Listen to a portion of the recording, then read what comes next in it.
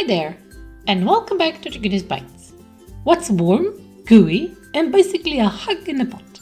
That's right, it's Swiss cheese fondue. This dish isn't just food, it's an experience.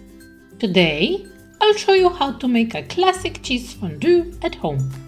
But first, if you love homemade comfort food, don't forget to like this video, subscribe, and drop a comment down below, even if it's just an emoji. It really helps the channel out. Now grab your fondue pot and let's get dipping. Here I have 2 pots. That's because my fondue pot doesn't work on an induction stove, sadly. So I'll melt the cheese in the regular pot first and then transfer it to the serving fondue pot once everything is ready. Now let's get started.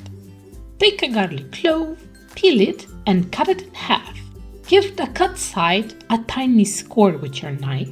It helps release even more garlicky flavors. Now rub it all over the inside of your pots, because this will add a subtle flavor without overpowering the cheese. Plus, it will make your kitchen smell incredible. For a perfect fondue, we're using a blend of 2 cheeses, Gruyère and Emmental. I was lucky, my supermarket grated it fresh for me, saving some time. But if you can, always grate your cheese. Pre-grated cheeses contain extra starches which can mess with the texture, making your fondue grainy instead of smooth. Place your garlic rubbed pot onto the stove and pour in 230 ml of dry white wine, but hold back 3 tablespoons for later. Bring it to a boil and let it bubble for about 3 minutes. This helps burn off most of the alcohol, leaving just the flavor behind. While that's heating, let's prep our seasoning slurry. In a small bowl, mix together 3 tablespoons of the reserved white wine, 16 milliliters of Kirsch, juice of half a lemon, and 3 teaspoons of cornstarch. Stir until smooth. This will thicken the fondue and keep it from separating later. Lower the heat so the wine is gently simmering. Start by adding 300 grams of grated Gruyère, stirring constantly as it melts into the wine. Then, add in 150 grams of grated Emmental cheese, continuing to stir. It's super important to add the cheese a little at a time. Dumping it all at once can lead to a stringy, oily mess instead of a smooth cream fondue we want. Keep stirring in a figure-8 motion to keep things moving and melting evenly. Now, slowly pour in your Kirsch slurry, stirring constantly.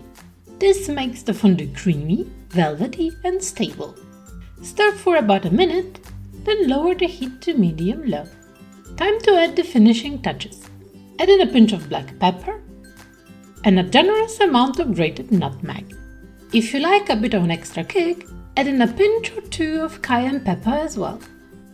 Now that everything is perfectly melted and mixed, turn off the stove and transfer your fondue to the serving pot. If your fondue ever starts to separate, don't panic. Just add a splash of wine or a squeeze of lemon juice and it will all come back together just like magic. Now for the fun part, dipping and eating. Grab a cube of bread, some fruit or whatever you like, swirl it around and twist. Do not just dunk it. This keeps the cheese from dripping everywhere. Fondue isn't just about the food. It's about sharing, laughing, and making a cheesy mess with friends and family. If you loved this video, hit like and subscribe for more cozy, delicious recipes. And let me know down in the comments what you would dip into the cheesy goodness. Until next time, bye bye!